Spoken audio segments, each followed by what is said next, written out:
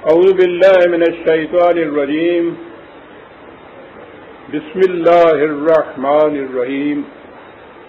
عزیزان من، آج سپتمبر 1980 کی 12 تاریخ ہے اور درس قرآن کریم کا آغاز سورہ الصافات کی آیت 100 سے ہو رہا ہے، 37/100۔ آپ کو یاد ہوگا کہ سلسلہ کلام مختلف انبیاء کرام کے قواعد حسنہ سے ہوتا چلا آ رہا تھا اور آخر میں حضرت ابراہیم علیہ السلام کی داستان حیات کے کچھ واقعات سامنے آئے تھے اور وہی سلسلہ آج بھی آگے جاری رہے گا۔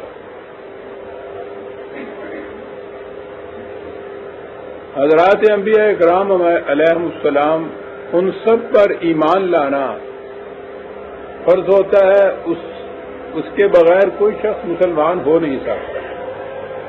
نبی اکرم صلی اللہ علیہ وسلم سے پہلے کے تمام انبیاء کرام پہ پہلے ایمان لانا پڑتا ہے، پھر حضور پہ ایمان لاتا ہے، تو اس طرح سے مسلمان ہوتا ہے۔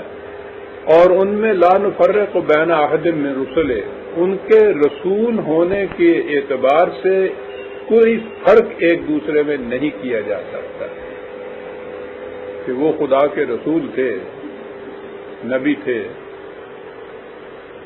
لیکن ان کے دائرہ تعلیم و انقلاب کی روح سے بعض کو بعض پر فضیلت ہوتی ہے۔ وَفَضَّلْنَا بَعْضَهُمْ عَلَىٰ بَعْضٍ، یہ بھی قرآن ہی کا فرق ہے۔ یہ جو فرق ہے، اس میں خود قرآن کریم نے یہ بتایا کہ حضرت ابراہیم علیہ السلام کا مقام بہت اونچا ہے۔ وہ اتنا اونچا مقام ہے کہ قرآن کریم میں دو ہی ہستیاں ہیں جن کی زندگی کو اسوہ یعنی ماڈل قرار دیا گیا ہے۔ ایک نبی اکرم صلی اللہ علیہ وسلم کی ذات گرامی اور دوسرے حضرت ابراہیم علیہ السلام۔ تو اس اعتبار سے آپ دیکھیے کہ حضرت ابراہیم علیہ السلام کی داستان حیات کی جو کڑیاں ہوں گی وہ بڑی غور طلب ہوں گی، کیونکہ انہیں بڑی اہمیت حاصل ہے اور وہ ہمارے لیے اسوہ ہے، ماڈل ہے۔ اب اس میں جو کچھ چلا آ رہا تھا سلسلہ،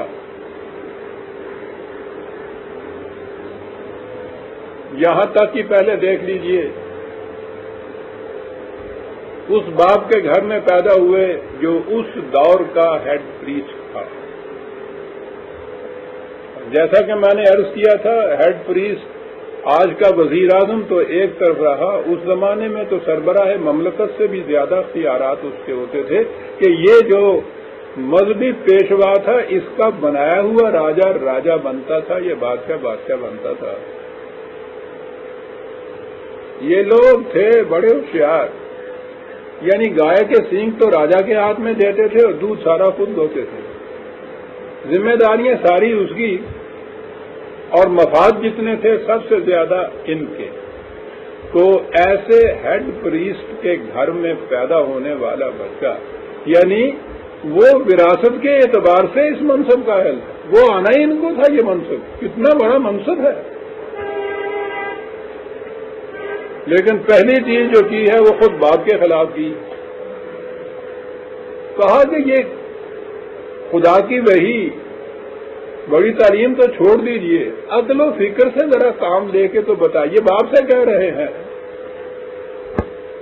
کہ یہ رکھا ہے ایک پتھر، یہ ایک چٹان کا ٹکڑا ہے، اس میں کچھ بھی نہیں، اپنے ہاتھوں سے اس کو ترش کے تم ایک شکل دیتے ہو، اور جب وہ کوئی تھوڑی بہت شکل جس قسم کی بھی وہ ہوتی ہے، وہ ہندوؤں کے اب بھی بتوں کو دیکھیے وہ کس قسم کی گرونی سی شکلیں ہوتی ہیں، کچھ بھی ہو تمہارے اپنے ہاتھ کی دی ہوئی وہ شکل ہوتی ہے اور اس کو تم خدا مان کے اس کے سامنے سجدہ کرتے ہو۔ کہا ذرا عقل و فکر سے ہی کام لے کے دیکھو تو صحیح۔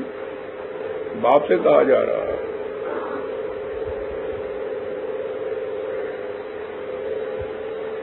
بات نے آپ سوچ لیجئے کہ بات کہاں تک پہنچتی تھی، اور باپ کو معلوم تھا کہ کتنا خطرہ ہے یہ جو شخص مول لے رہا ہے، انہوں نے کہا کہ یاد رکھو باز آ جاؤ ورنہ تمہیں گھر سے نکال دوں گا. اس نے کہا کہ یہ تو بات ہی کچھ نہیں, اس گھر میں میں رہنا ہی کہاں چاہتا ہوں جہاں اپنے ہاتھوں کی ترشی ہوئی مورتیوں کے سامنے جھکنا پڑے اور سجدہ کرنا پڑے. اور بات پہنچتی ہے بادشاہ تک. اندازہ لگائیے, جس کو نمرود اور فرعون تو مشہور ہیں دنیا کے اندر اپنے جور و ستم اور جبر اور استحال کے لیے, نمرود جیسا بادشاہ اس کے ہاں جا کے پہنچتے ہیں اور وہاں کھڑے ہو کے بھی اس کو کہتے ہیں. اسی قسم کی اسے سناتے ہیں نہایت عمدہ دلائل کے ساتھ. اور وفا بہت اللہ جی کا پر قرآن کہتا ہے کہ اس قدر اسے شرمندہ ہونا پڑا کہ وہ بات ہی نہیں آگے کر سکتا. بادشاہ کے ساتھ کرے در بات یہ کچھ ہو رہا ہے. پھر پوری قوم ہے, اس ساری قوم کو للکارا جا رہا ہے, ان کے بتوں کو توڑا جا رہا ہے. وہ یہاں تک ارادہ کرتے ہیں کہ اس کو پکڑو اور جلا دو, تو وہاں سے وہ اپنا وطن چھوڑنا پڑتا ہے, ہجرت کر کے آنا پڑتا ہے, دوسرے وطن میں آ جاتے ہیں.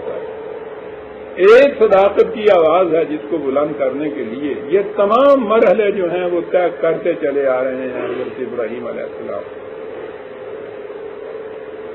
اب یہاں آئے تو ایک اور مرحلہ ہمارے سامنے آتا ہے. ہجرت کر کے آ گئے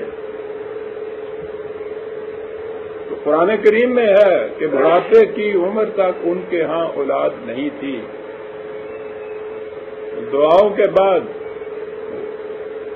جسے اللہ عامی کا بچہ کہتے ہیں, ہمارے ہاں دلی میں کہا کرتے تھے, وہ پہلا بچہ تو تھا حضرت اسماعیل علیہ السلام پیدا ہوئے, جوان ہوئے. یاد رکھیے یہ سب سے پہلے بیٹا جو تھے حضرت اسماعیل علیہ السلام تھے, ان کے بعد حضرت اسحاق علیہ السلام پیدا ہوئے. تو یہ واقعہ جو ہے اب سامنے ہمارے آتا وہ ہے حضرت اسماعیل علیہ السلام کا ذبح کرنا, جسے ہم کہتے ہیں. قرآن میں یہی ہے کہ وہاں پہنچنے کے بعد, ہجرت کرنے کے بعد انہوں نے کہا رب حب لی من الصالحین, تو عنایت فرما مجھے ایسا بیٹا جو صالحین میں سے ہو. پہلی دعا یہ ہوتی ہے ہر نیک آدمی کی کہ اولاد دے اللہ تعالیٰ, تو نیک اولاد دے, سعادت مند اولاد دے. اور پھر صالحین کا لفظ تو اتنا جامع ہے کہ جس کی انسانی صلاحیتیں بھرپور ہو چکی ہوں, صلاحیت بھی اس میں ہو, صالحیت بھی اس کے اندر ہو. تو پہلی دعائی یہ ہے اولاد مانگنے کے ساتھ ہی فبشرنا ہو بغلام حلیم, ہم نے پھر اس کو بشارت دی ایک بیٹے کی, اور وہ بیٹا حلیم. یہ حلیم جو ہے یہ خدا کی صفت بھی آئی ہے, حضرت ابراہیم کی بھی ہے, انبیاء کرام کی بھی ہے, خود خدا کے لیے بھی ہے حلیم کی صفت. اور ہمارے ہاں تو آپ کو پتہ ہی ہے حلیم کی نکاح نہیں.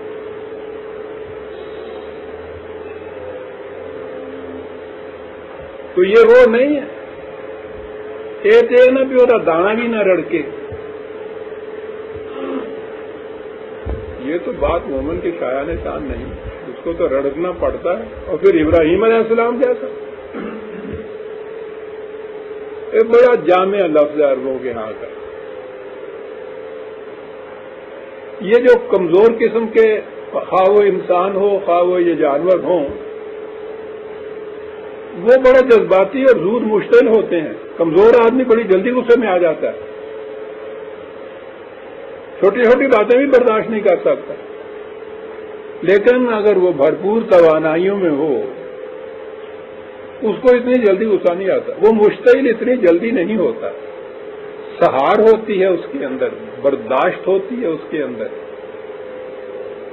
تو ان کے ہاں یہ صورت تھی کہ ایسے ہوں کہ جو بھرپور توانائیوں کے مالک ہوں, نہایت عمدہ تندرستی, نہایت اعلیٰ درجے کی توانائیاں ان کے اندر ہو.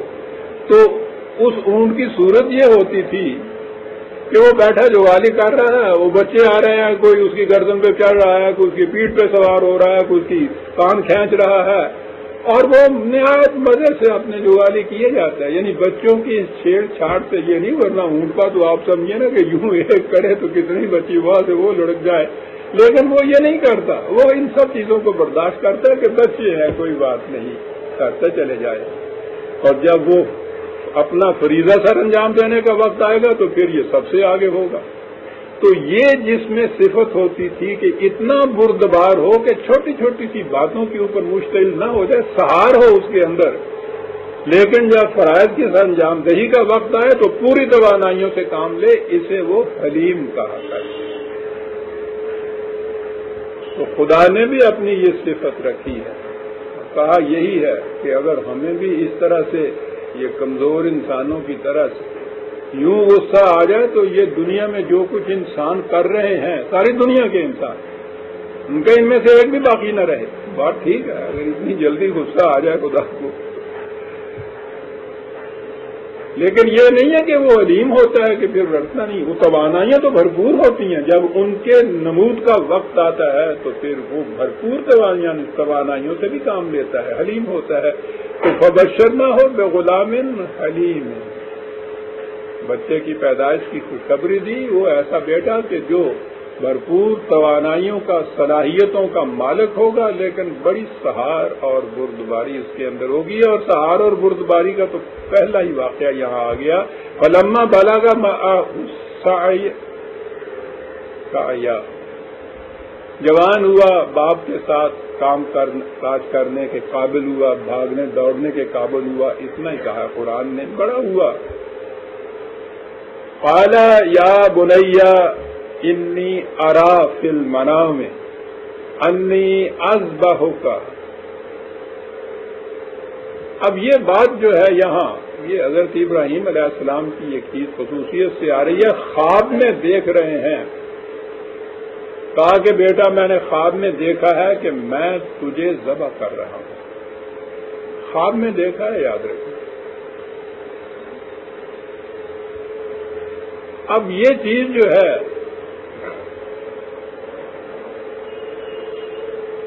ہم آپ نہیں کہہ سکتے کہ کس انداز سے انہوں نے اس کی تعبیر کی، اور انہوں نے یہ کہا کہ یہ غالباً اشارہ غیبی ہے۔ قرآن میں یہ کہیں نہیں ہے کہ خدا نے ان کو ایسا کرنے کا حکم دیا تھا، اتنا ہی تھا کہ خواب میں ایسا دیکھا انہوں نے۔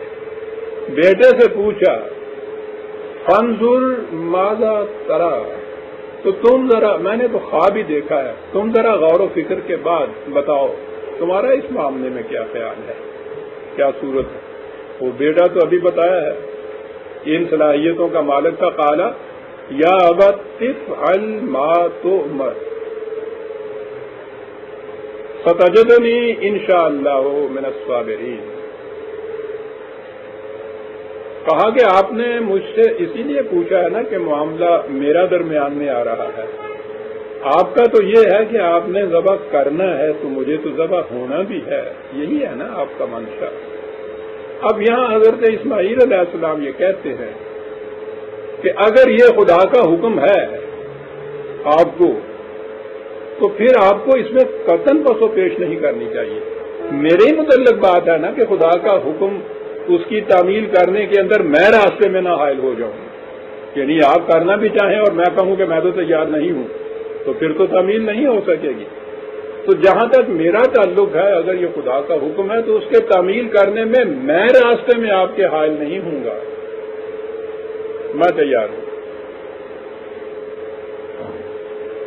قرآن کریم میں 2-3 مقامات کے اوپر یہ بات آئی ہے اور اسی طرح سے آئی ہے، حکم کی بات نہیں ہے، آج خود یہ چیز ہے جو یہ کہی گئی،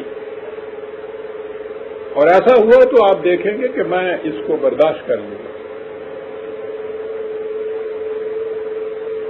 اب آگے فلما اسلما، یہ دیکھیے اسلما کا لفظ یہاں آیا اسلام، وہ دونوں باپ بیٹا انہوں نے سر تسلیم خم کر دیا، اپنی دانست میں یہ سمجھ کر کہ یہ خدا کا حکم ہے یا کم از کم اس کی طرف سے یہ اشارہ آیا ہے۔ وَتَلَّهُ لِلْجَبِينِ، اور ذرا سے اونچے سے مقام پر کسی ذرا سے بڑے ٹیلے پر کنپٹی کے بل بیٹے کو لٹا دیا باپ نے۔ اب اس کے بعد لٹا بھی دیا ہے تو ظاہر ہے کہ اور ذبح کرنے کے لیے یوں سیدھا نہیں لٹاتے اس طرح سے ہے تاکہ یوں چھری پھر جائے. یہاں تک وہ مقام جو ہے یہ پہنچ رہا ہے.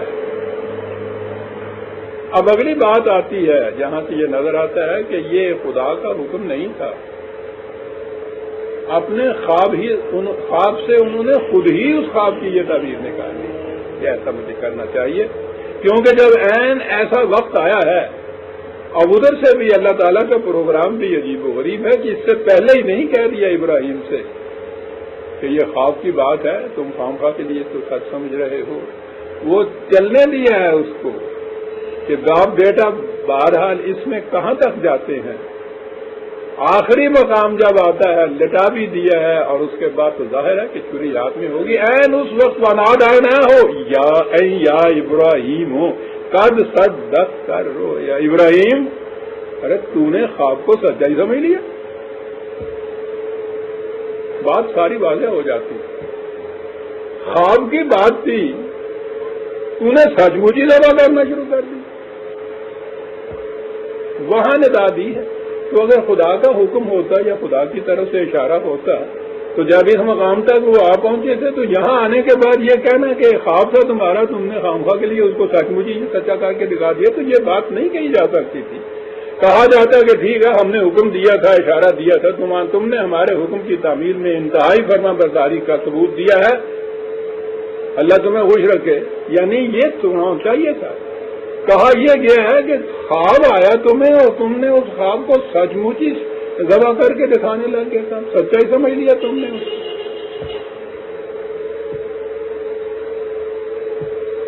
انا کذالک نجزی المحسنین، جو اس طرح سے احکام خداوندی کی اطاعت کرنے والے یا اپنی زندگی میں اس قدر حسن اور توازن پیدا کرنے والے ہوتے ہیں، اس طرح سے ان کو ہم بدلہ دیتے ہیں کہ ان قسم کی چیزوں سے محفوظ بھی رکھ لیتے ہیں.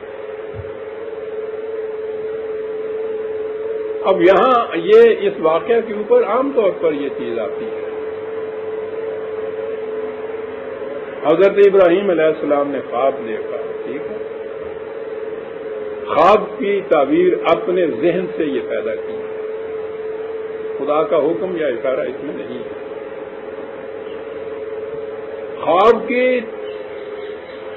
خواب ہی ہوتا ہے، اس کی تعبیریں قیاس پہ مبنی ہوتی ہیں. ایک قیاس ہے. اعتراض یہ کیے جاتے ہیں کتاب یہ دیکھیے نا کہ انہوں نے خواب دیکھا تھا، بہرحال ایک نبی کی خواب تھی. یہ سوچیے، اس بات کو ذہن میں رکھیے، نبی یا رسول اس میں شبہ نہیں. ایک چیز تو اس کا منصب ہوتا ہے خدا کی طرف سے وحی پانے کا، اس میں وہ کوئی غلطی نہیں کرتا. اس کی اپنی فکر کا، اپنے شعور کا، اپنے کسب و ہنر کا کوئی دخل نہیں ہو. وہ تو خدا کی طرف سے الفاظ وحی کے آتے ہیں، وہ آگے پہنچا دیتا ہے. خود بھی ان پہ ایمان لاتا ہے، دوسروں کو بھی کہتا ہے کہ ان پہ ایمان لائے. ایک تو منصب اس کا یہ ہے.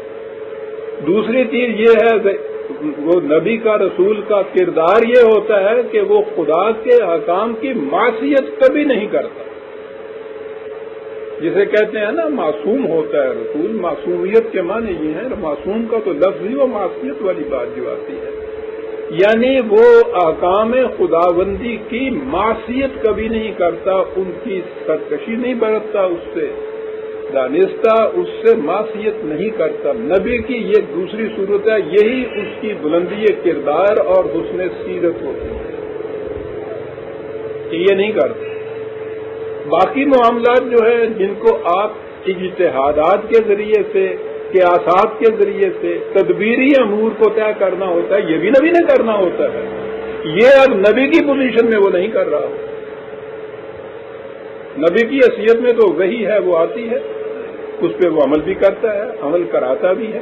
اب اس عمل کرانے کے طریقے جو ہیں یہ تدبیری ہوتے ہیں، ان کو اجتہادی کہتے ہیں. عقل و فکر کی روح سے یہ ساری چیزیں وہ کرتا ہے.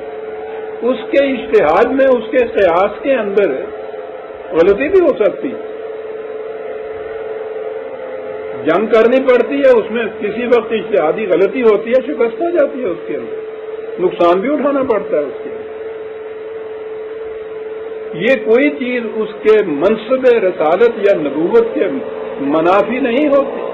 قرآن کریم جو بار بار کہتا ہے رسول کے متعلق کہ وہ تمہاری طرح کا ایک بشر ہے، بشر مثل، تو یہ بشریت کا مقام تو آتا ہے نا کہیں، نبوت کا مقام یہ نہیں ہے، بشریت کے مقام کے اندر یہ چیزیں آ جاتی ہیں، اور یہ کوئی ایسی چیز نہیں ہے کہ جو قابل اعتراض ہو کسی قسم کی چیز۔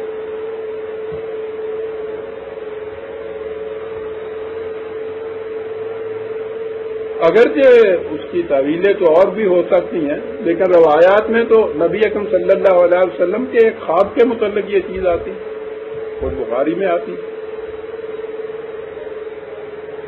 آپ مدینے میں ہجرت کر کے آ گئے تھے تو مکے والوں نے آپ کا اور آپ کے ساتھیوں کا، مسلمانوں کا کعبے میں آنا بند کر دیا تھا، حالانکہ حج وہ چیز تھی کہ جس میں کسی قسم کی کوئی بندش کسی پہ نہیں ہوتی تھی، ایسا مقام تھا جو جس کا جی چاہے وہاں جائے کعبے میں، لیکن انہوں نے خاص طور پہ ان کے خلاف یہ عائد کر رکھی تھی پابندی کہ یہ نہیں آ سکتے، چنانچہ نبی اکرم صلی اللہ علیہ وسلم اس تمام دوران میں حج کرنے کے لیے بھی نہیں گئے، حالانکہ کعبہ تو اسلام سے پہلے جاہلیت کے زمانے میں بھی عربوں کا مرکز تھا، لیکن قریش نے اتنی سختی برت رکھی تھی کہ ان کے اوپر حج کرنے بھی نہیں جاتے تھے۔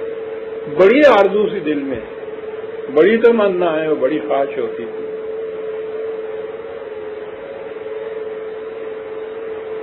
ایک دفعہ وہ حدیبیہ کی صلح جسے کہتے ہیں، نبی اکرم صلی اللہ علیہ وسلم نے خواب دیکھا کہ آپ صحابہ کی جماعت کے ساتھ حج کرنے کے لیے تشریف لے جا رہے ہیں اور حج کیا آپ نے۔ روایت میں ہے کہ آپ نے یہ بات عام کر دی، تو اس سے زیادہ مقام مسرت کون سا تھا؟ جشن تھا، خوشی تھی، صحابہ کی ایک پوری جماعت ساتھ آپ کے چل پڑی اور حج کے ارادے سے آپ آ گئے۔ لیکن جب وہ مکے سے باہر ہی ایک منزل ادھر پہنچے ہیں، قریش نے وہیں روک دیا کہ ہم آگے نہیں بڑھنے دیں گے،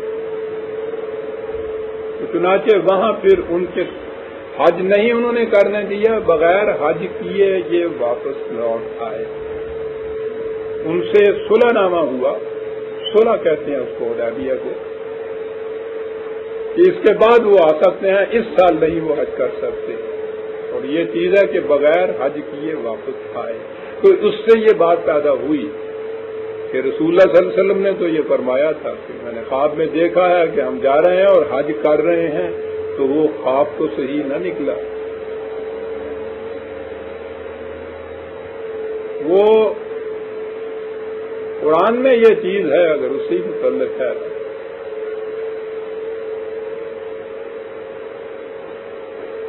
کہا کہ ایک تو یہ ہمارا حکم نہیں تھا، ہمارا فیصلہ نہیں تھا جو تم نے کہا، خواب میں دیکھا، اور خواب میں بھی یہ بات نہیں تھی کہ اسی سال حج کر لو گے تم،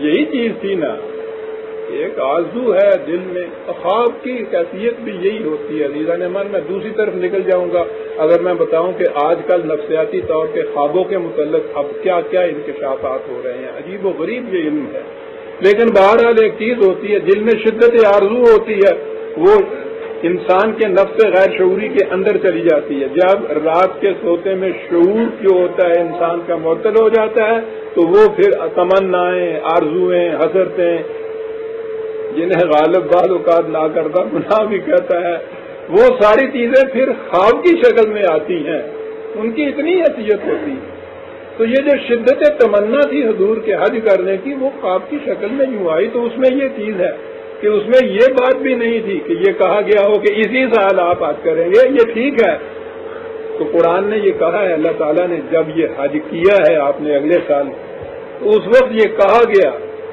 کہ خدا نے تمہارے خواب کو سچ کر دکھایا، یہ ضروری نہیں تھا کہ اسی سال آپ حج کر لیتے۔ میرا کہنے کا مطلب یہ ہے کہ یہ خواب ہوتے ہیں، خدا کے احکام نہیں ہوتے۔ اگر اس کی تعبیر میں کوئی قیاس ہوتا ہے نبی کا تو قابل اعتراض بات نہیں ہوتی۔ خدا کے احکام کی تفسیر میں نبی غلطی نہیں کرتا، اس کی تعمیل میں غلطی نہیں کرتا، وہ جو اس کے تدبیری طریقے ہوتے ہیں، یا اپنے طور کے اوپر یہ چیز اس کے لیے ایک اسکیم بنانی ہوتی ہے، اس میں حکم بھی رہ جاتا ہے، کمزوری بھی رہ جاتی ہے، پھر تجربے کے بعد اس کو رفع بھی کیا جا سکتا ہے۔ یہ حیثیتیں سامنے رکھنی چاہیے رسول۔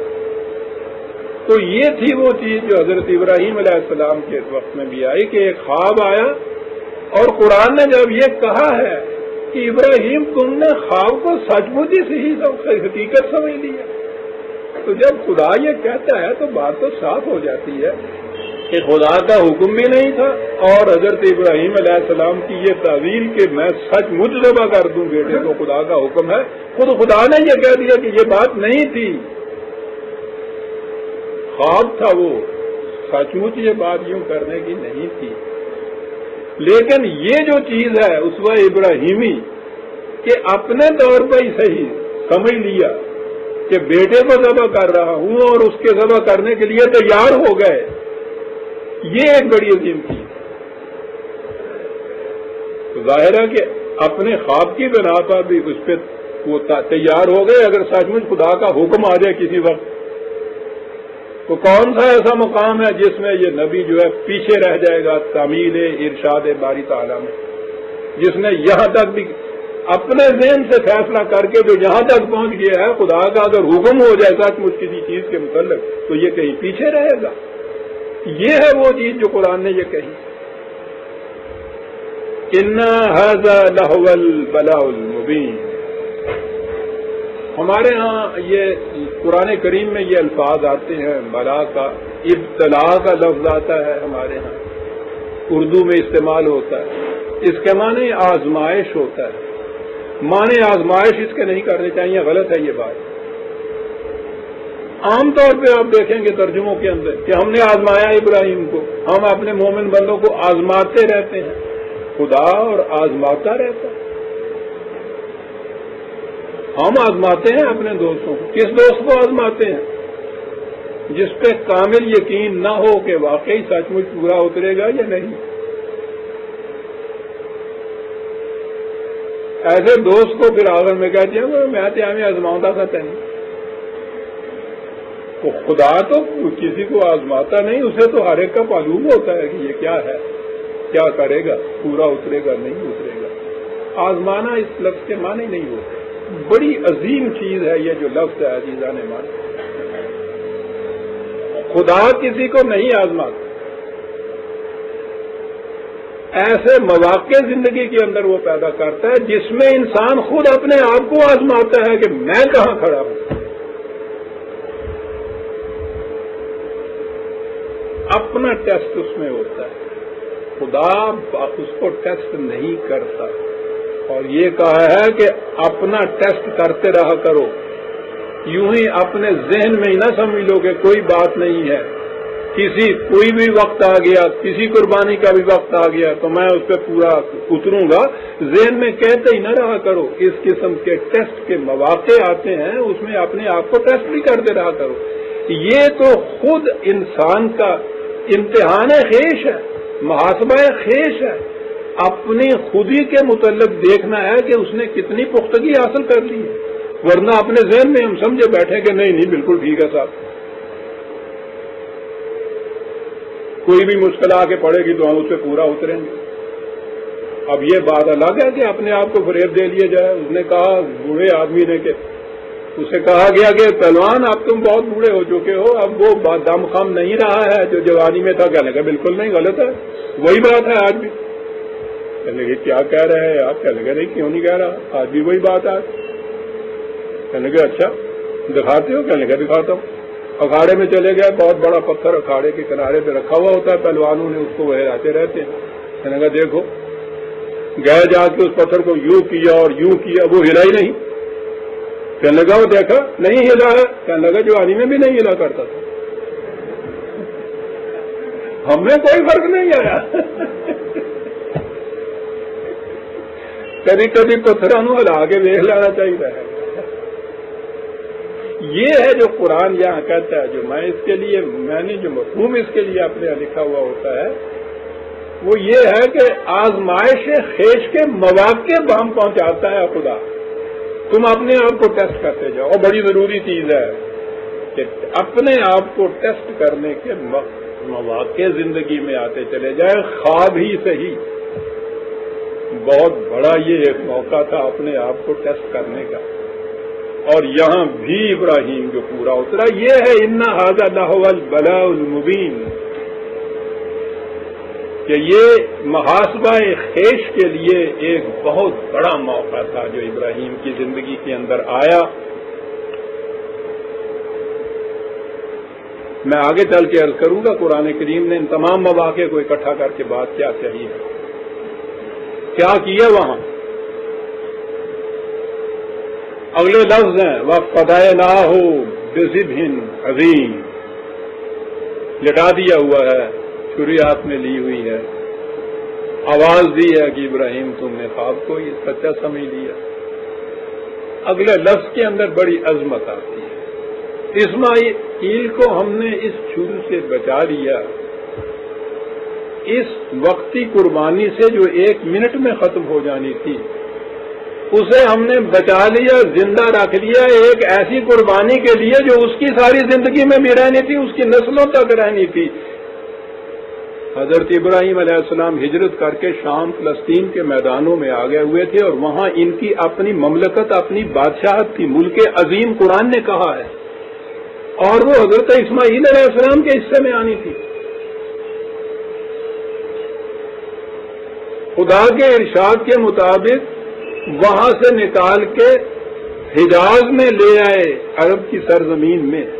یہ حجاز اور عرب، اور خاص طور پہ یہ ٹکڑا جو ہے جہاں کعبہ بنا ہوا ہے آج، یہ حضرت ابراہیم کے زمانے میں تو ایک طرف رہا، یہ تو وہاں یہ تیل کا جو چشمے نکلے ہیں یا یہ سیال سونا جو اگل رہا ہے زمین کے اندر سے، یہ ابھی کل کی بات ہے۔ اس سے پیشتر وہ حجاز والے جو آپ بعد میں سے حج کرنے گئے ہیں انہوں نے نہیں دیکھا ہوگا، اور یہاں تو آپ نے دیکھا ہوگا کہ یہ سارے وہاں کے وہ عرب سر کے اوپر وہ باندھے ہوئے کلال یہاں آیا کرتے تھے، بیچارے کھجوروں کی گٹھلیوں پہ گزارا ہوتا تھا، خیرات مانگا کرتے تھے۔ اس ملک میں ہوتا ہی کچھ نہیں، وہاں پانی نہیں ہوتا، وادی غیر ذی زرع تو قرآن نے اس کو کہا ہے۔ کہا اسماعیل یہ قربانی تو 1 منٹ میں ختم ہو جانی تھی، ہم نے تمہیں بچایا ہے، اب وہ فلسطین کے سبززاروں کی، ملک عظیم کی بادشاہت کی بجائے اس وادی غیر ذی زرع کے اندر تمہیں بیٹھنا ہوگا، یہاں ہمارا ایک گھر بنانا ہوگا، اس گھر کی تولیت تمہارے حصے میں بھی آئے گی اور تمہاری اولاد بھی اسی گھر کی نگران رہے گی۔ کہو ابراہیم یہ ہے قربانی ذبح عظیم یا وہ تھی جو تم کرنے لگے؟ کیا بات ہے!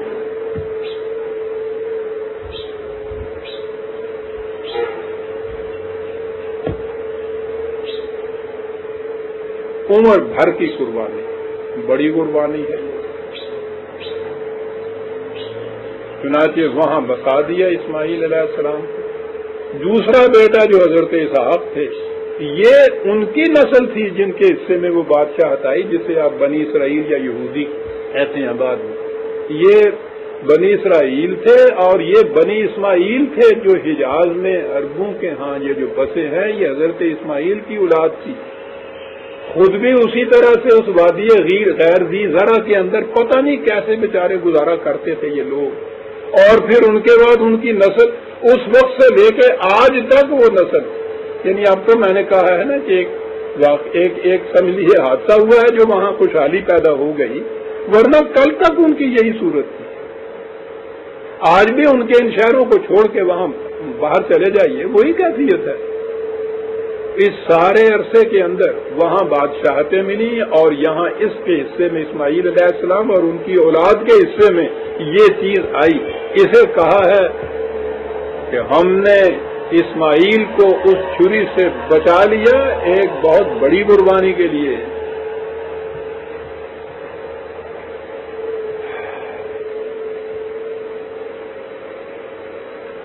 وَتَرَكْنَا عَلَيْهِ فِي الْآخِرِينَ، یہ وہ چیز تھی جو اسماعیل تک ہی محدود نہیں رہی، اس کے بعد آنے والوں کے لیے بھی یہ چیز آگے چلی گئی، یہ تھی وہ قربانی۔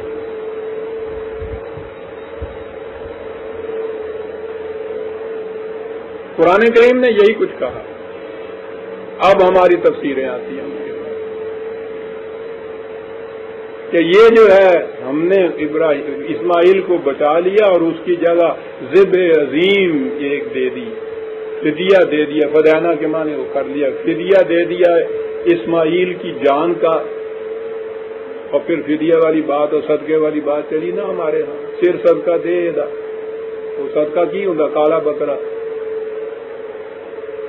کیا توام پرستی ہے. یہ یہاں سے ہم نے فدیہ دے دیا اسماعیل کا. وہ کیا فدیہ دے دیا؟ اب آئی تفسیر ہمارے یہاں کہ حضرت ابراہیم علیہ السلام جب ذبح کرنے لگے تو بیٹے نے کہا کہ ابا جان میری آنکھوں پہ بھی پٹی باندھ دے دیے، اپنی آنکھوں پہ بھی پٹی باندھ دیجیے تاکہ ذبح کرتے وقت کہیں قدری محبت جوش نہ کر جائے آپ کے یہاں، اور میں آپ کو افسردہ نہ دیکھ کر دوں. آپ روایتیں آئی نا تفسیری، اور پٹی باندھ کے چھری چلانے لگے، چھری چلا دی، ذبح کر دی. پٹی کھولی تو دیکھا کہ اسماعیل تو بالکل اسی طرح سے بیٹھے مسکرا رہے ہیں. ایک مینڈا ہے، یعنی بھیڑ کا بڑا وہ جو ہوتا ہے پیڈو، وہ اس کے اوپر چھری چلی ہوئی. تو وہ یہ لے آئے، انہوں نے لٹا دیا. اور وہ جبریل علیہ السلام جنت سے، یہ جنت میں پھر اگر میں اس حضرت مینڈا کی بات سناؤں آپ کو جو تفسیروں میں آتی ہے تو پوچھو نہیں کہ وہ کہاں سے شروع ہوتا ہے اور کس قسم کے جنت میں اس کے لیے الگ الگ سبزے اور گھاس الگ اور پھل اور وہ گاندھی کی بکری کی طرح پتہ نہیں کیا کیا کچھ. وہ کیا بات ہے، تو نہ بینند حقیقت رہے افسانہ زنان. چلا ہوا قصہ جبریل وہاں سے لے. کہاں سے یہ بات آئی؟ تورات سے. لیکن ہمارے ہاں تو یہ نہیں لکھا کہ تورات میں ہم یہ لکھ رہے ہیں. ہمارے ہاں میں نے بار بار آپ سے کہا ہے کہ سب سے بڑی قیامت جو ہمارے ہاں یہ آتی ہے، یہ بات لکھتے ہیں اور کہتے یہ ہیں کہ رسول اللہ صلی اللہ علیہ وسلم نے یہ فرمایا. زبان بند ہو جاتی ہے انسان. کیا کرے؟ تورات میں ہے یہ، قرآن میں کہیں نہیں ہے. تورات کے قصے ہماری تفسیروں میں آئے ہوئے ہیں، ان کو روایت کی سند سے بیان کرتے ہیں اور وہ نبی اکرم صلی اللہ علیہ وسلم کی تفسیر مانی جاتی ہے کہ یہ جو ذبح کیا تو وہ ذبح ہو گیا. وہ جو وہاں سے مینڈا، وہ یہ بڑا، وہ بھیڑ کا بڑا بھیڑیا تو نہیں ہوتا، مینڈا ہی اس کو کہتے ہیں. ساڑھے پنجابی جو کہتے ہیں نے تو وہ ذبح کر دیا انہوں نے. اور وہ ترکنا علیہ فی الآخرین. اب یہ جو قربانی آپ کے ہاں یہ اب بڑی عید پہ آیا کرتی ہے نا، کہنے لگے یہ ہے پھر جو آگے نسلوں میں چلائی. اسے سنت ابراہیمی کہتے ہیں نا. یہ اس طرح سے پوری ہو رہی ہے سنت ابراہیمی. وہ جو مینڈا تھا اس پہ چھری چلی تھی. تو یہ سنت جو ہے وہ آخری مقطع کے بند سے شروع کرتے ہیں جہاں مینڈے پہ چلی تھی. پہلے نہیں شروع کرتے جہاں بیٹے کو لٹایا تھا. لٹاؤ نا، سنت ابراہیمی پوری کرو، لٹاؤ، چلاؤ چھری. تمہاری اس بیٹے کی جگہ بھی اگر مینڈا آ جائے تو ٹھیک ہے، اس پہ ذبح کرو گے. ورنہ ابراہیم علیہ السلام نے تو بیٹے کو ذبح کرنے کے لیے لٹایا تھا اس کو. یہ سنت جو ہے یہ تو غل ہو جاتی ہے. اور وہاں اتنا حصہ رہتا ہے اتباع سنت ابراہیمی کے، اس کے اوپر یہ چلایا کر. یہ اگلی بات ہے. بہرحال اگلے مہینے میں وہ آئیں گے، وہ حج کی تقریب، اس کے اوپر کوئی خطبات آئیں گے، درس آئیں گے، تو میں یہ بھی عرض کروں گا. لیکن بہرحال ہمارے ہاں تفسیر میں یہ بات آئی ہے.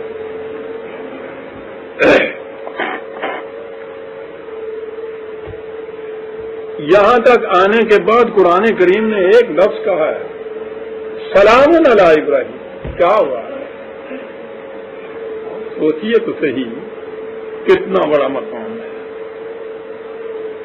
اور ہے بات ساری سلامتی ہی کی کہ شروع سے آخر تک ابراہیم ایسے منازل میں سے گزرا کہ ان میں سے ہر منزل جو تھی وہ قیامت سے کم نہیں تھی، اور ہر منزل سے وہ سلامتی سے گزر گیا. اور اسی لیے ہمارے سلام کا موجب بھی بن گیا. سلام علی ابراہیم.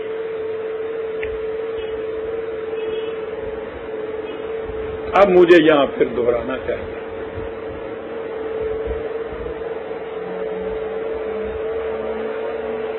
باپ آزر کے گھر میں پیدا ہونے والا بیٹا میں نے بات بنائی.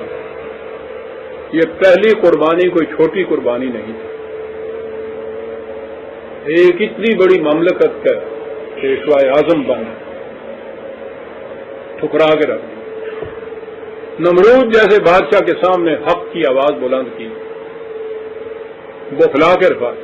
فبوہل اللہ دی کو قرآن کہتا ہے اس قدر لازم کیوں کہتے نا پیانا پیڑا.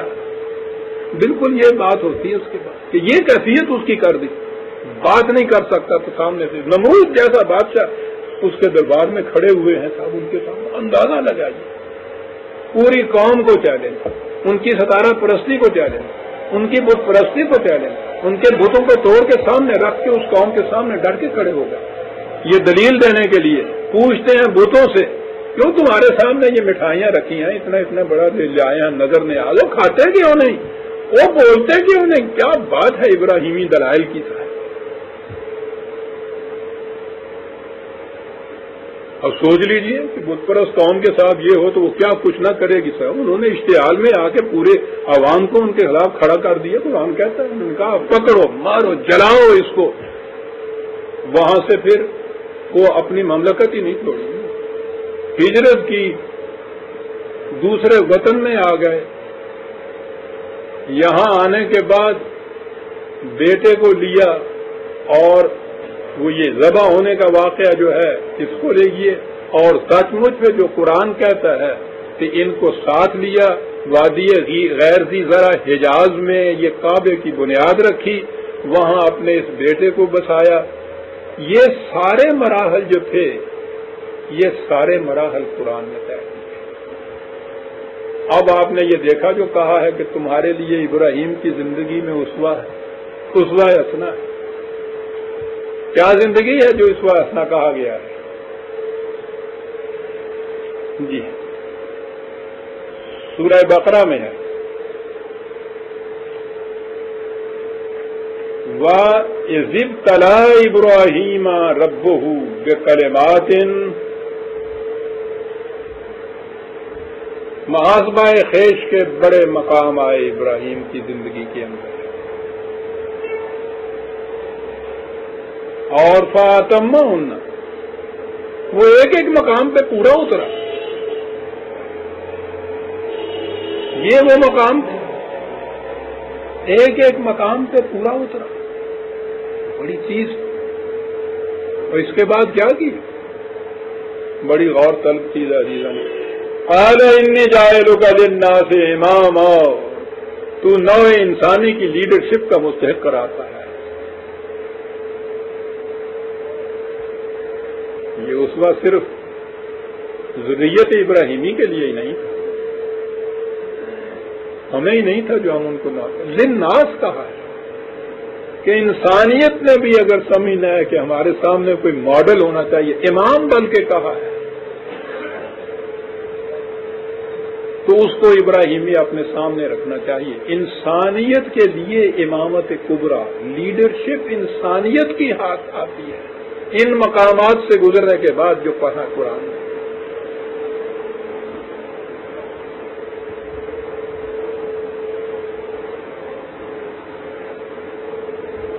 میں ذہن میں ربط قائم کر رہا ہوں کہ کہاں کون سا مقام آیا. ٹھیک ہے, یہی ہے.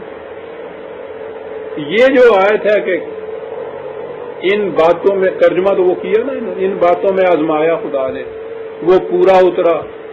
تو ہم نے کہا کہ اب تو فٹ ثابت ہوا ہے نو انسانی کی امامت کے لیے.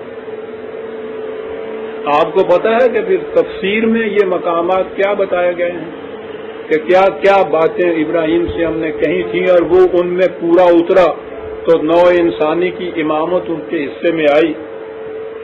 ابن کثیر کی تفسیر بڑی معتبر گنی جاتی ہے. اصل میں جو سب سے پہلی تفسیر ہے نا ہمارے ہاں وہ ہے امام طبری کی تفسیر.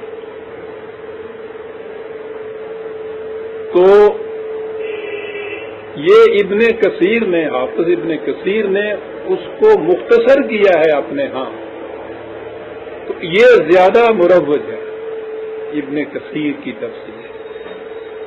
اس میں ہر تفسیر کے ساتھ یہی کہا ہے کہ رسول اللہ صلی اللہ علیہ وسلم نے ایسا فرمایا۔ یہ جو آیت ہے نا جس میں کہا گیا ہے کہ وہ فَإِذَا ابْتَلَىٰ إِبْرَاهِيمَ رَبُّهُ بِكَلِمَاتٍ، بہت سے باتوں میں خدا نے آزمایا ابراہیم کو، بقول ان کی ترجمے کے، تو اس کے بعد تفسیر دی ہے کہ کیا کیا باتیں تھی خدا نے جو ان سے کہیں، ان میں آزمایا فَأَتَمَّهُنَّ، پھر وہ ان پہ پورا اترا، اور اس کے بعد انی جاعلُ للناس اماما، خدا نے کہا کہ اب تو نوع انسانی کی امامت کے لیے فٹ قرار پایا ہے۔ کون سی وہ چیزیں تھیں جس میں آزمایا؟ تفسیر ابن کثیر کہا کہ وہ 10 باتیں تھیں جو کہیں گئی تھیں، اور وہ تھیں مونچھوں کا ترشوانا، کلی کرنا، ناک صاف کرنا، مسواک کرنا، سر کے بال منڈانا، ناخن لینا، زیر ناف بال لینا، بغل کے بال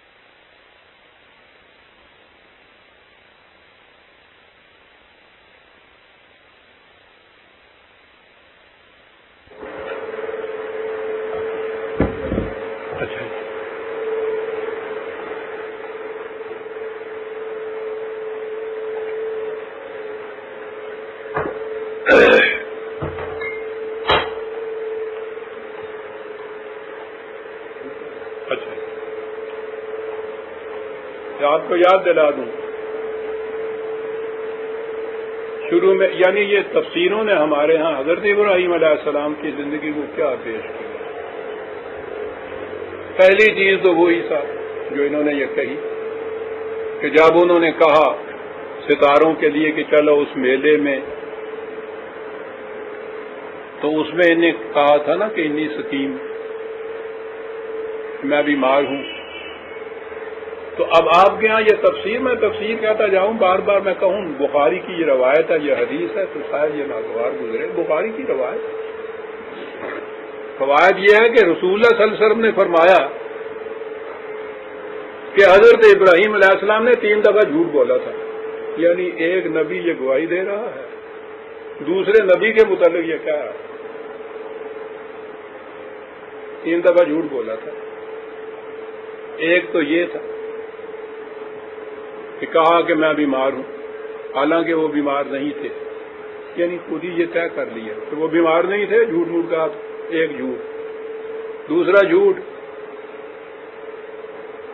وہ جو وہاں بتوں کو وہ توڑا تھا، وہ مقام آتا ہے، میں عرض کروں گا، تو انہوں نے کہا تھا کہ کیا یہ ہم نے توڑا ہے، اور ابراہیم علیہ السلام نے وہ کہتے ہیں کہا تھا نہیں میں نے نہیں توڑا، دوسرا جھوٹ۔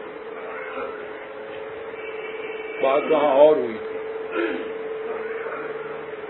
وہ خاموش ہو کے انہوں نے کہا تھا یہ، وہ تو ان کو دلائل سے ثابت کرنا چاہتے تھے کہ یہ مٹی کے ماد ہو، یہ پتھر کی مورتیں، کیوں نہ کھانا کھاتے ہیں، نہ بات کرتے ہیں، نہ تمہاری بات کا جواب دیتے ہیں، نہ سنتے ہیں، یہ کہنا تھا۔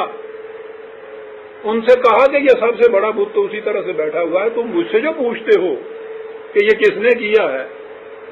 یہ بیٹھا ہوا ہے جو تمہیں غیب کی خبریں سناتا ہے، تمہاری مرادیں برداتا ہے، آسمان کی باتیں بتاتا ہے، تو اس سے پوچھو نا یہ کس نے کیا ہے۔ کیا بات ہے! قرآن کہتا ہے کہ اس کے بعد انہوں نے جو وہاں کے وہ پروہت متولی تھے آپس میں انہوں نے کہا کہ بابا اس سے آگے بات نہ کرو، اس سے پانڈ جائے گا۔ کیا انداز ہے ابراہیم کا! یعنی ان کو اس کے قائل کرنے کے لیے کہ ان کی حیثیت کیا ہے ان مورتیوں کی جن کو تم خدا بنائے بیٹھے ہو، کیسا عمدہ مقام تھا یہ بات کرنے کا، کیوں اس سے پوچھو جو خدا کی آسمان کی خبریں تمہیں دیا کرتا ہے، اس سے ذرا پوچھو نا کہ یہ کس نے کیا ہے۔ کہ دوسرا جھوٹ یہ بولا، تیسرا جھوٹ کہ جب وہ آپ ہجرت کر کے آ رہے تھے تو اپنی زوجہ مبارکہ ان کی بیوی ان کے ساتھ تھی اور مصر میں سے گزرنا تھا انہوں نے۔ مصر کا بادشاہ تھا بڑا ظالم، جو بھی ادھر سے گزرتا تھا اگر اس کی بیوی خوبصورت ہوتی تھی تو وہ اس کو غصب کر لیتا تھا اپنے ہاں۔ اب گزرنا تھا وہاں سے، بیوی ساتھ تھی، بیوی خوبصورت تھی، روایت میں بیان کر رہا ہوں، تو کیا کیا جائے؟ حضرت ابراہیم نے بیوی سے کہا کہ وہ اگر پوچھے تو کہنا کہ نہیں میں تو اس کی بہن ہوں، بیوی نہیں ہوں۔ اس کو بھی سکھایا کہ جھوٹ بول دینا، اور جب ان سے بھی پوچھا تو انہوں نے کہا کہ نہیں میری بہن ہے۔ آگے چھوڑ دیجئے بات کہ اس پہ بھی کیا ہوا۔ یہ تیسرا جھوٹ ہے۔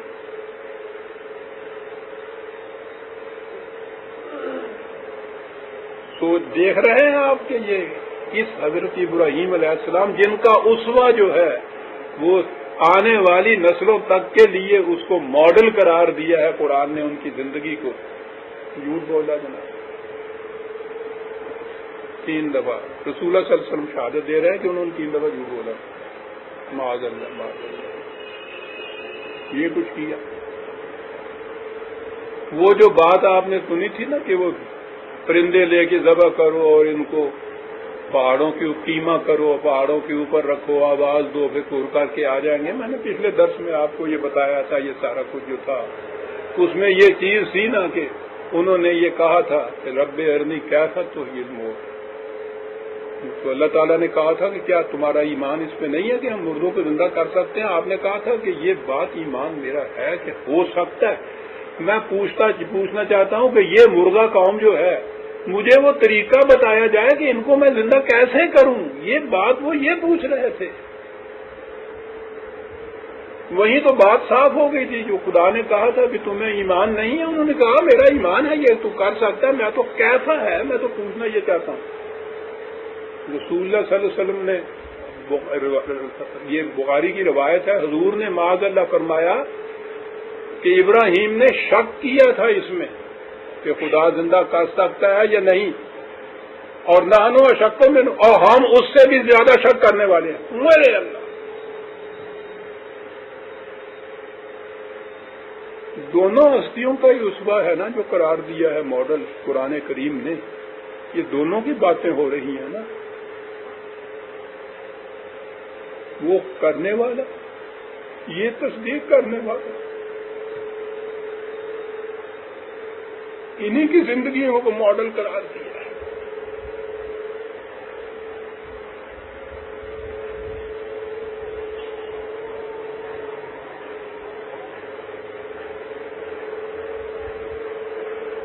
اب میں بار بار کیا عرض کروں کہ عزیزان من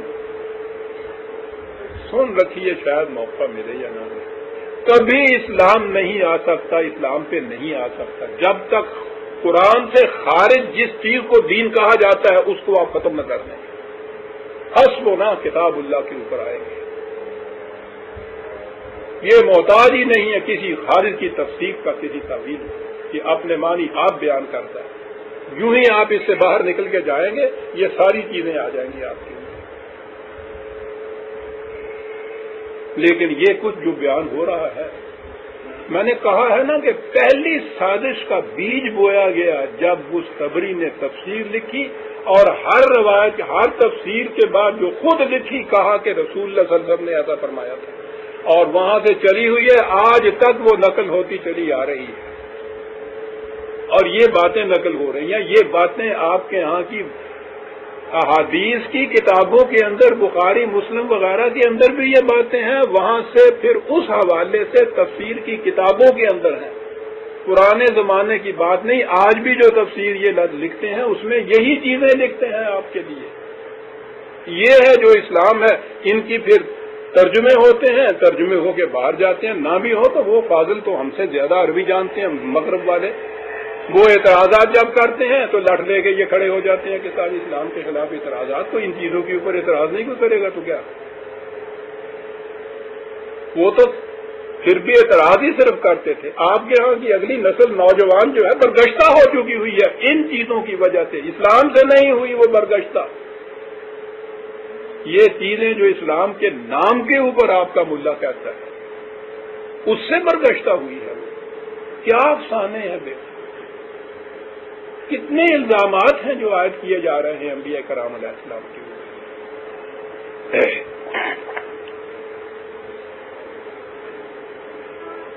کیسے یہ کہا جا رہا ہے عزیزان من،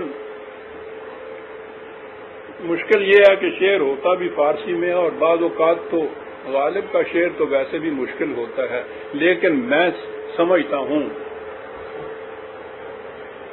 کہ جس انداز سے وہ اصل بات کہہ گیا ہے کہ یہ کچھ یہ ملا کیوں کرتا ہے، کیوں یہ کچھ بولتا ہے، میری نظر میں تو اس سے جامع بات نہیں گزری عزیزان من۔ سمجھانے کے لیے پہلے میں یہ عرض کر دوں، آپ کو پتا ہے کہ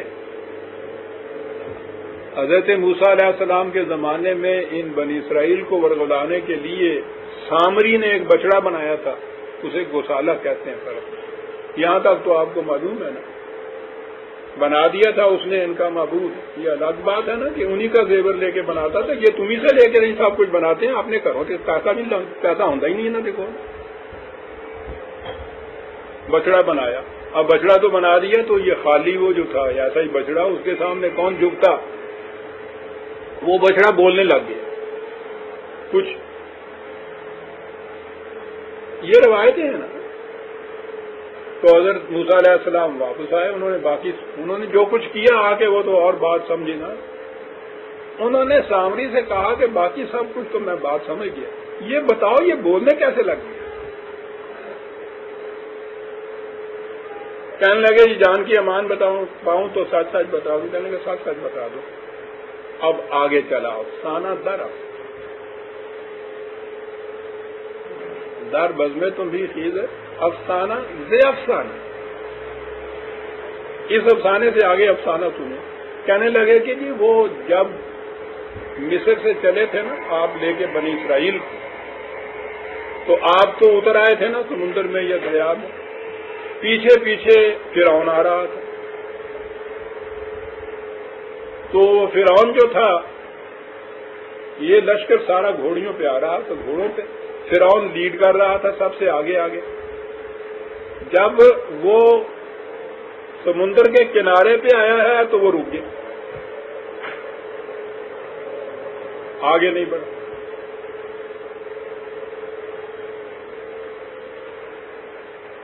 اب اس کو آگے بڑھانے کے لیے کیا کیا گیا؟ جبریل علیہ السلام گھوڑی پہ آئے، انہوں نے گھوڑی کو اس کے آگے رکھا، وہ چلی گھوڑی اور اس کے پیچھے پیچھے فرعون کا گھوڑا، اس طرح سے اس کو سمندر میں لے آئے جبریل علیہ السلام۔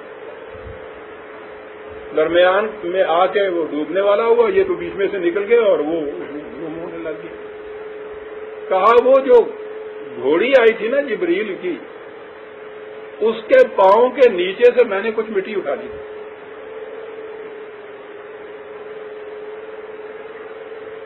اب یہ دیکھیے اس مٹی کی نسبت کہاں جائی ہے، جبریل کی گھوڑی کے پاؤں کی مٹی، کتنی مقدس، کتنی متبرکت۔ کہنے لگے وہ مٹی جو ہے وہ میں نے اس میں سے کچھ مٹی اس کے منہ میں ڈال دی۔ اور یہ بولنے لگ گیا. آپ دیکھیے اس روایت کے اندر یہ یہودی کیا گیا ہے مسلمانوں کو کہ یہ بھی جو باطل ہے، یہ جو اس قسم کا بت بول رہا ہے اور لوگوں کو دھوکہ دے رہا ہے، تمہارے جبریل ہی کا تو کرتا ہے یہ سب کچھ. وہی چھوڑ دو ان باتوں کو کہ کیا کیا چیزیں اس میں آتی ہیں. بڑے ہی ظالم تھے یہ افسانے والے کہ مجھے کیا کہتے ہو. میں نے وہاں سے لیا یہ سارا قصہ میں نے سمجھایا ہے غالب کا شعر سمجھانے کے لیے. غالب کا شعر میں نے عرض کیا ہے کہ اس نے جامعہ طور پہ یہ کہا ہے کہ یہ آپ کے مذہبی پیشوا جسے ملا کہتے ہیں یہ اس قسم کی باتیں کیوں کرتے ہیں، کیا ہوا. غور سے سنی عزیزان من، اس سے جامع شعر میری نظر میں سے نہیں. در قالب ملا اثرش پردہ کشا شد، خاکے کے قضا در تن گوسالہ فرو ریخت. وہ مٹی جو گوسالہ نے اس کے منہ میں تھوڑی ڈال دی تھی نا، اس کی ایک چٹکی ملا کے منہ میں بھی ڈال دی تھی اس نے. کیا بات ہے اس شخص کی، کیا بات ہے نا یہ چیز کہ اس سے جامع بات کہیں سنی ہے آپ نے، اور اس انداز سے کہاں سے بات لایا یہ شخص. پھر سن لیجئے اور شاید لکھنا ہو. در قالب ملا اثرش پردہ کشا شد. وہاں تو وہ بات ہی ہو گئی، ختم ہو گیا قصہ. اس کے قالب میں پہنچ کے اس کا اثر جو تھا اس مٹی کا، یہاں آ کے وہ پردہ کشا ہوا. خاکے کے قضا در تن گوسالہ فرو ریخ.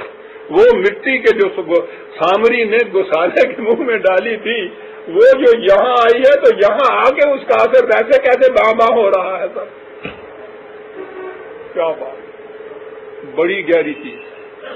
گوسالے کی نسبت کے ساری یہودیوں کی تاریخ کے افسانے جو ہیں تورات کے ان کے وہ ہے سارا کچھ. یہ بول رہا ہے اللہ کے منہ سے. بول کیوں رہا ہے؟ یہ بھی یہی کہے گا کہ میں نہیں بولتا، یہ تو جبریل کی گھوڑی کی خاک ہے جو بول وہ ہو. یہ صورت کہنے لگے یہ ہے وہ افسانے جو آج در قالب ملا اثرش پردہ کشا شد. بات ہے ان لوگوں کے بات کہنے کی بھی عزیزان بات. در قالب ملا اثرش پردہ کشا شد، خاکے کے قضا در تن گوسالہ فرو ریخت.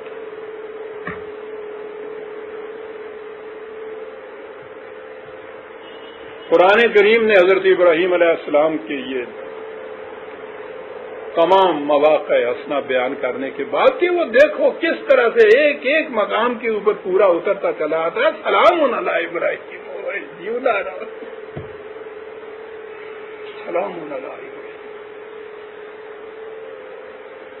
اور پھر اس کے بعد امت مسلمہ سے خدا نے کہا کہ یہ ہے ابراہیم، ملت ابیکم ابراہیم، یہ ہے روش ابراہیمی. تمہارے لیے ضروری ہے وَاتَّخِذُوا مِن مَّقَامِ إِبْرَاهِيمَ مُصَلًّى. مقام ابراہیمی لفظ دیکھ لیجیے کتنا جامع لفظ. مقام ابراہیمی کو کیا کہو کیا کرو، وَاتَّخِذُوا مِن مَّقَامِ إِبْرَاهِيمَ مُصَلًّى. عربی زبان میں مصلی کہتے ہیں یہ جو ریس کورس کے اندر وہ راستہ ہوتا ہے نا جس کے اوپر یہ گھوڑے ریس کے دوڑتے ہیں، اور اس میں بات یہ ہوتی ہے کہ ایک دوسرے سے آگے جانے کی سبقت کرنے کی کوشش کرتا ہے. وہ راستہ جو ہوتا ہے اسے عربی زبان میں مصلی کہتے ہیں، دوڑنے کا راستہ. خصوصیت اس میں دیکھیے یہ قوم کہاں تک پہنچتی تھی. راستہ تو سڑک بھی ہوتی ہے، اس میں خصوصیت یہ ہے کہ ہر دوڑنے والا آگے جانے کی کوشش کرتا ہے. مصلی اس گھوڑے کو کہتے ہیں جو پہلے گھوڑے سے دوسرے نمبر کے اوپر ہوتا ہے، اور مصلی اس ریس کورس کے راستے کو کہتے ہیں. کہا یہ تھا خدا نے یہ سارا کچھ بیان کرنے کے بعد کہ واتخذوا من مقام ابراہیم مصلی، مقام ابراہیمی کو اپنا تم مصلی بناؤ، دوڑنے کا مکان بتاؤ، چلو اس راستے کے اوپر، فاستبقوا الخیرات، ایک دوسرے سے آگے بڑھنے کی کوشش کرو، چلو اس راستے مقام ابراہیمی کو اپنا مصلی،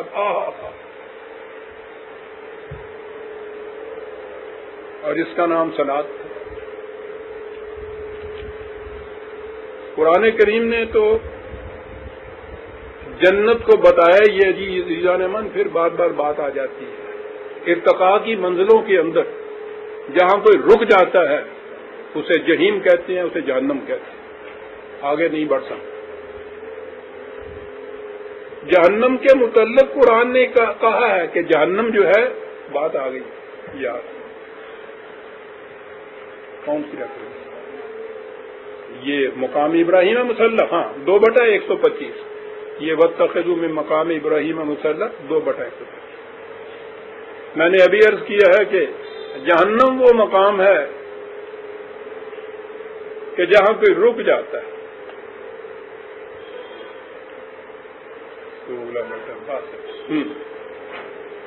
جہنم کے متعلق ہے وَأَنَّ لَهُمُ النَّارَ وَأَنَّهُمْ مُفْرَطُونَ 16/62۔ جہنم کے خود جہنم کے بھی معنی یہ ہیں جہاں کوئی رک جائے، اور یہاں تو اس کو واضح کر دیا کہ یہ وہ لوگ ہیں جو زندگی کی دوڑ میں کھڑے ہو گئے تھے، رک گئے تھے، آگے نہیں بڑھ رہے تھے، جہنم۔ اور اس کے مقابلے میں جنت کے یہ 16/62 میں نے اس کی ریفرنس بتائی، بڑی اہم ریفرنس ہے، مفرطون، رک جانے والے، آگے جو نہ بڑھ سکتے، اور اہل جنت کے متعلق ہے 56/10، 56/10 ہے شاید، ہاں، والسابقون السابقون اولئک المقربون، ایک دوسرے سے اور آگے بڑھنے والے، اگلے نو موڈا مار کے پچھاں سٹ کے اگے ودن والے نہیں،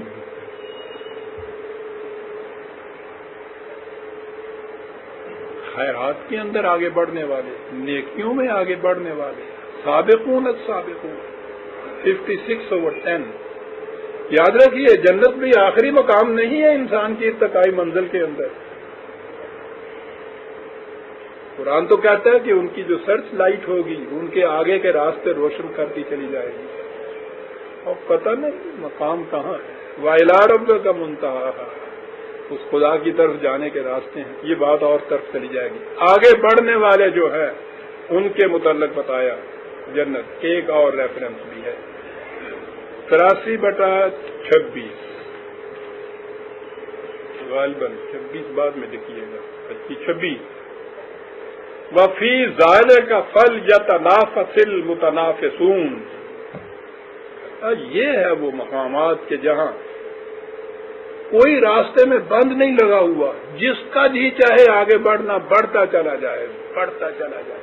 دیکھا مصلی کے معنی کیا آ گئے، کس طرح بات سمجھ میں آ گئی۔ ہر ریس کورس نہیں،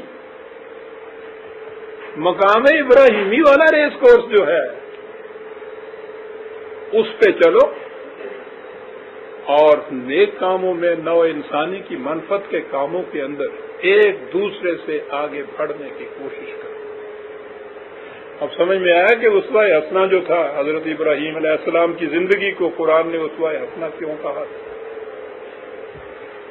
مقام ابراہیمی کو مصلی بنانا ہے، زندگی کی وہ روش اختیار کرنی ہے، ایک دوسرے سے بڑھنے کی کوشش کرنی۔ واتخذوا من مقام ابراہیم مصلی، آپ نے پتا ہے کہ پھر قرآن کے اس حکم کی تعمیل کیسے کی؟ کعبہ کے حریم میں، جو کعبہ سے باہر وہ مقام ہے، میں تو گیا نہیں، بتایا نا، وہاں ایک حصہ جو تھا وہاں کچھ لائنیں کھینچی، کہا حضرت ابراہیم علیہ السلام نے یہاں نماز پڑھی تھی، اسے مصلی ابراہیمی کہتے ہیں، اور حاجی وہاں جا کے 2 نفل پڑھ لیتے ہیں، اور خدا کے اس حکم کی تعمیل ہو جاتی ہے وَاتَّخِذُوا مِن مَّقَامِ ابراہیم مُصَلًّى، جتھے ابراہیم نے نماز پڑھی سے اتنے نماز پڑھیا کرو جا کے. مصلی ابراہیمی سے کہتے ہیں. کوئی صاحب تو آپ میں سے حج کرنے گئے ہوں گے، ان کو تو یہ معلوم ہے مصلی. اب سنا ہے اس کو ذرا محفوظ کر دیا ہے انہوں نے، پتہ نہیں اس کے اوپر بنا کے، لیکن بہرحال وہ مقام ہے، اس کو مصلی ابراہیمی کہتے ہیں، وہاں پڑھتے ہیں. وہ اس آیت کی تعمیل جو تھی وہ یوں ہو گئی، مقام ابراہیمی کو مصلی بھی بنا دیا. اس وقت یہ ہوا معاذ شک کرنے والا خدا کی بات میں، جھوٹ بولنے والا ان باتوں کے اندر، اور اس کو مصلی بنا لیا ابراہیمی.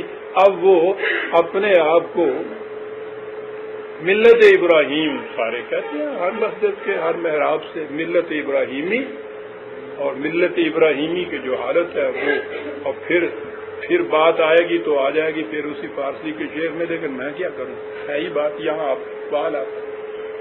سنیے کیا کہتا ہے وہ ابراہیم علیہ السلام کی طرف نسبت کر کے، ان کے متبعین ہونے کا دعویٰ کر کے. کیفیت کیا ہوتی ہے؟ بند ہو گیا، چلتا جاؤں. پسر را گفت پیر فرقہ بازے، بوڑھا فرقہ پرست بیٹے کو جاتے جاتے نصیحت کر کے جاتا ہے، ترائی نکتہ باید حرز جاں کرد. بات بیٹا ایک سمجھا کے چلتا ہوں تمہیں، میں تو جا رہا ہوں، فتح کی بات پکی سن لو، اور اس کو تعویذ بنا کے رکھو اپنی جان پر. بس یہی ہے ایک راز. کیا ہے وہ راز؟ فتح کی بات. بنمرودان این دور آشنا باد. اس زمانے کے جو نمرود ہیں ان سے یارانہ گانٹ کے رکھ.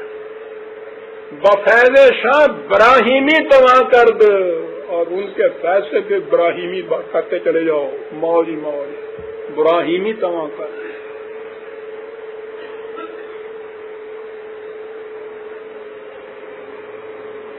بنمرودان این دور آشنا باد. کیا بات تو کہہ گیا جاتا جاتا فتح کی. اس دور کے نمرودوں سے یارانہ گانٹ کے رکھ، اور بفیض شاہ، کیا بات، ان کے فیصلے براہیمی دوا کر. پھر ٹھیک ہے، یہی ہیں وہ براہیمی کرنے والے جن کے متعلق اس نے کہا کہ گوئے مت سے مسلمان نا مسلمان، مسلمان نا مسلمان. یہ جو مسلمان نا مسلمان ہے، میں اس کے متعلق اس سے زیادہ کیا کہوں جزئی کے پورے خلیل استو آذری دانت. اس کے سوا کہ ابراہیم کا بیٹا ہے اور آذری کرتا پھرتا ہے، بت پرستی کرتا پھرتا ہے، بادشاہوں کے دربار میں مقرر بنتا پھرتا ہے. میں اس مسلمان نامسلمان یہ گوئے مت سے مسلمان نامسلمان جزئی کے پورے خلیل استو آذری دانت. وَاتَّخَذُوا مِن مَّقَامِ إِبْرَاهِيمَ مُصَلًّى. یہ بھی ہوگی. وہ 10 باتیں بھی بتا دیں کہ جو پوری کی تھی ابراہیم علیہ السلام نے، وہ بنا اسوہ. اسی لیے آپ دیکھتے ہیں یہ حضرات ان چیزوں پہ کتنا زور دیا کرتے ہیں، اس لیے کہ ان کے پورا کرنے سے تو وہ جو خدا نے ان سے آزمایا تھا جن باتوں میں، ان پہ اسماس پہ اترتے ہیں یہ. اور یہ کرنے کے بعد پھر ملت ابیکم ابراہیم جو ہے اس پہ پورا اترتے ہیں، مقام ابراہیمی پہ مصلی بچایا ہوا ہوتا ہے. اور پھر اس بات کہا کہ نمرودان این دور آشنا باد. ٹھیک ہے، یہ کچھ کر لیجئے، اسوہ ابراہیمی کی پیروی ہو گئی.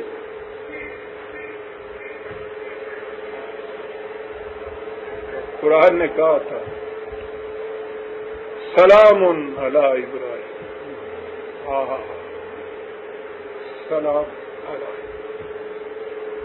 کذالک نجزی المحسنین انہ من عبادنا المؤمنین. بڑا ہمارا عبد، ہمارا محکوم، ہمارا غلام، ہمارا اطاعت گزار مومن اور مومن اطاعت گزار. ایمان تو صرف تصدیقی کرنے کا بات ہے نا کہ میں اس صداقت کو مانتا ہوں. صرف ماننا ہی سے کام نہیں چلتا. اس کے بعد عبد بننا جو ہے اور بلند ترین مقام جو خدا نے بتایا ہے وہ خدا کا عبد بننا. ہر نبی نے اعلان کیا خدا کا عبد بننا. نبی اکرم صلی اللہ علیہ وسلم نے اعلان کیا فخر کے ساتھ کہ میں عبد ہوں خدا کا. اور پھر یہ عبدیت جو حضور کی تھی یہ اتنا بڑا مقام تھا کہ ہمارے ہاں کلمہ شہادت کے اندر اس کو رکھ دیا اشہد ان محمدا عبدہ و رسولہ. یعنی عبدیت جو ہے اس کا اقرار کرنے سے مسلمان ہوتا ہے ایک غیر مسلم. اور پھر آپ کے ہاں تو 5 وقت میں میناروں پہ کھڑے ہو کے ساری دنیا کی مساجد کے اندر یہ چیز دہرائی جاتی ہے وہ اشہد ان محمدا عبدہ و رسولہ. مینارے پہ وہ یہ کچھ کہہ رہے ہوتے ہیں اور نیچے وہی اتر کر جب ممبر پہ کھڑے ہوتے ہیں تو وہ کہتے پھر یہ ہے کہ تم کیا جانو مقام محمد رسول اللہ صلی اللہ علیہ وسلم. ہم تو بیان نہیں کر سکتے. وہی جو مستوی عرش ہے خدا ہو کر اتر پڑا تھا مدینے میں مصطفیٰ ہو کر.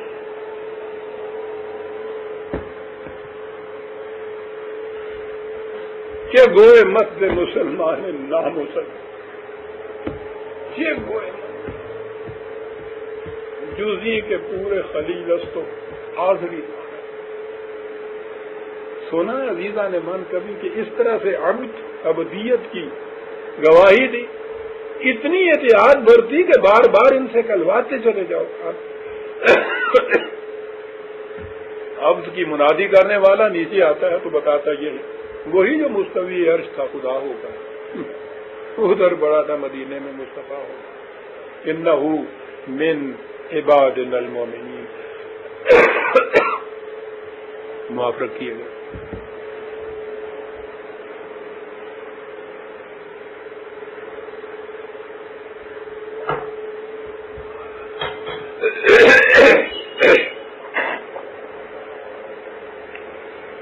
وبشرناہ باسحاق نبی من الصالحین.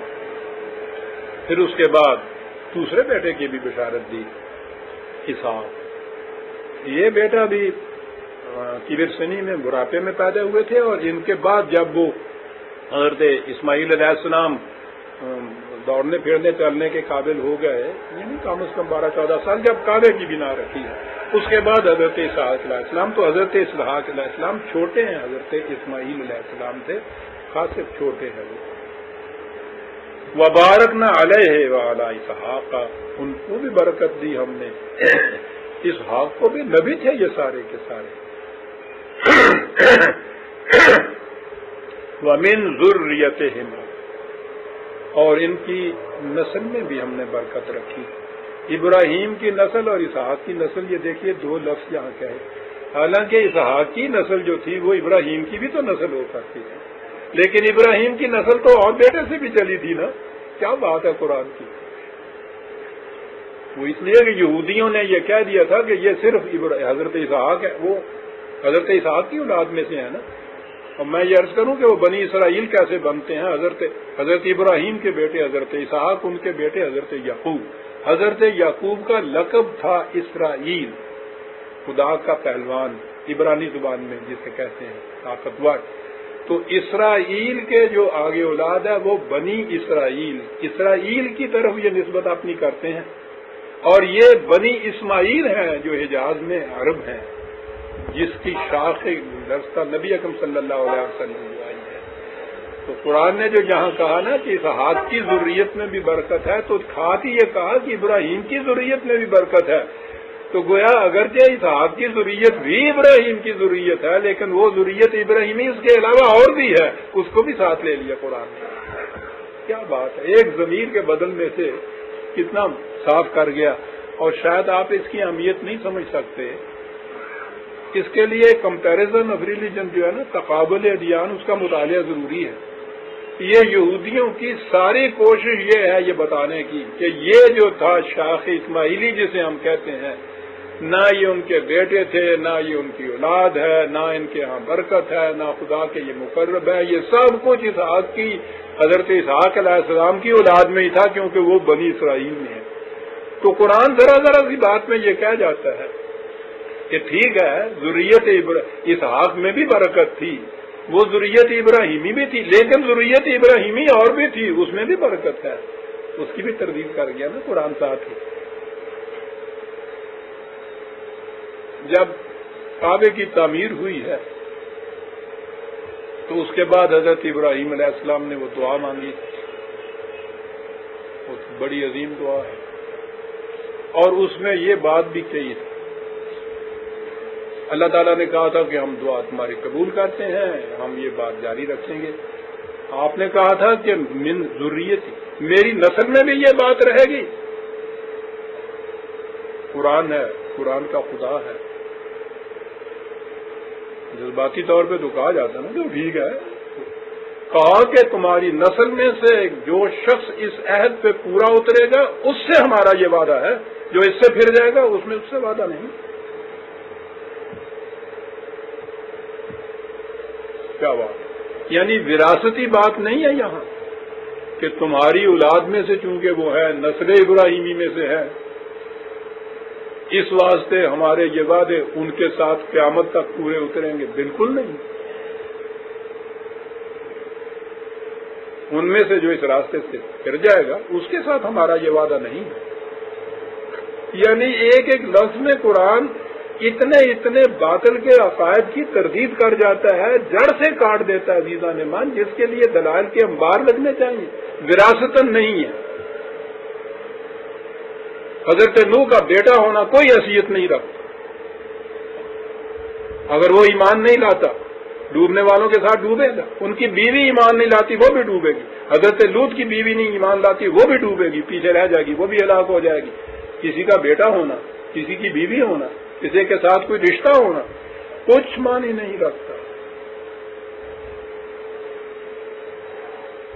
نسل ابراہیمی کے متعلق کہہ دیے کہ نہیں، ان میں سے جو اس راستے سے پھر جائے گا تو میں تمہاری نسل میں سے ہونے کی وجہ سے ان کے ساتھ ہمارا وعدہ نہیں رہے گا۔ یہ نسلی تفاوت کو، تفوق کو، فوقیت کو، افضلیت کو اس طرح کاٹنے والا قرآن ابراہیم ہمارے ہاں آپ دیکھ لیجیے، سید سر السلام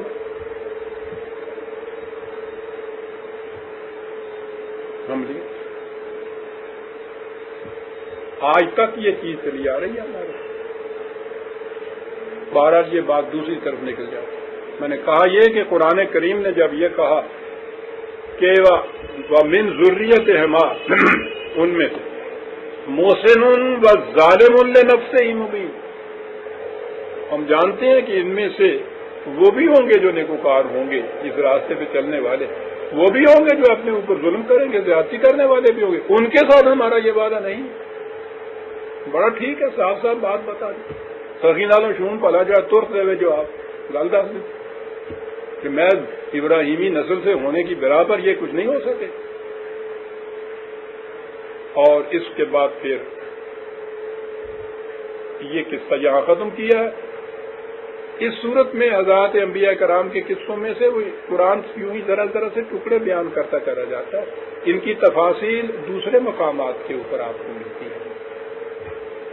وَلَقَدْ 10 منٹ ہے، وَلَقَدْ مَنَنَّا عَلَى مُوسَىٰ وَهَارُونَ، اب بنی اسرائیل کے انبیاء کی طرف آ گئے۔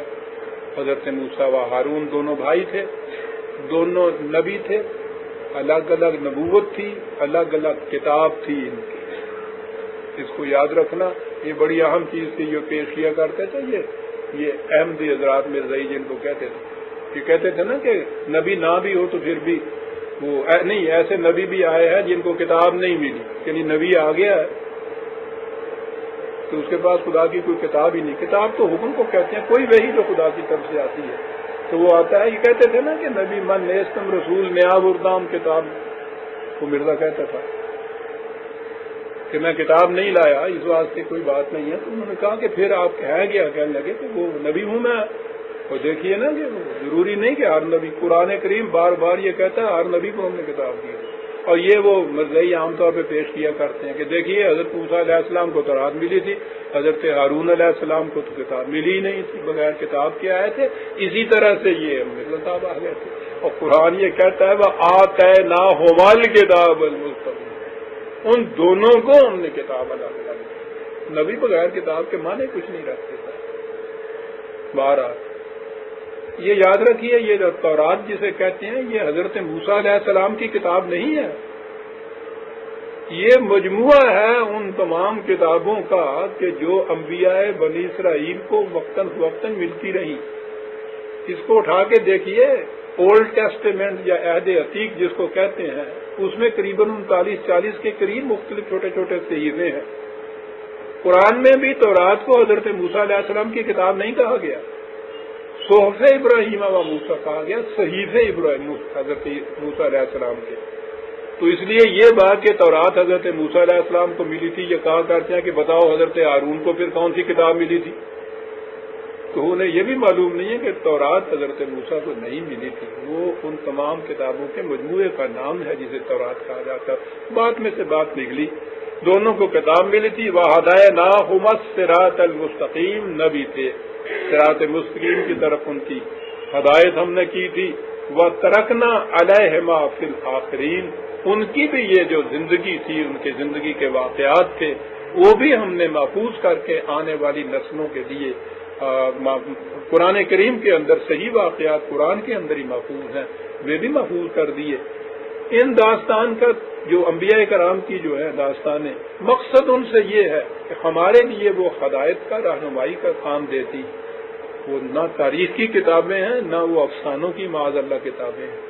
ہر نبی کی زندگی میں ہمارے لیے کوئی نہ کوئی ہدایت کا مقام ہے، اور ابراہیمی زندگی تو ساری کی ساری ہم نے دیکھ لی ہے، جس کا مقام کو وہ کہتے ہیں کہ وَاتَّخَذُوا مِن مَّقَامِ إِبْرَاهِيمَ مُصَلًّى وَتَرَكْنَا عَلَيْهِمَا فِي الْآخِرِينَ، یہاں بھی یہ بھی نبی وہی ہیں، سلام علی موسیٰ وہارون، بہت بلند انقلاب لائے تھے حضرت موسیٰ علیہ السلام، صاحب ضرب کلیم جو تھے۔ اِنَّا كَذَلِكَ نَجْزِي الْمُحْسِنِينَ، یوں ہم ان لوگوں کو جو حسن کارانہ انداز سے زندگی بسر کرتے ہیں ہمارے قوانین کے مطابق، یہ ان کو بدلہ دیتے ہیں کہ ان کی زندگی میں ہی نہیں، قیامت تک کے لیے ان کے نام کے ساتھ درود و سلام ہوتا ہے۔ اِنَّهُمَا مِنْ عِبَادِنَا الْمُؤْمِنِينَ، وہ بھی ہمارے مومن بندے تھے، عبد تھے، ہر نبی جو تھا۔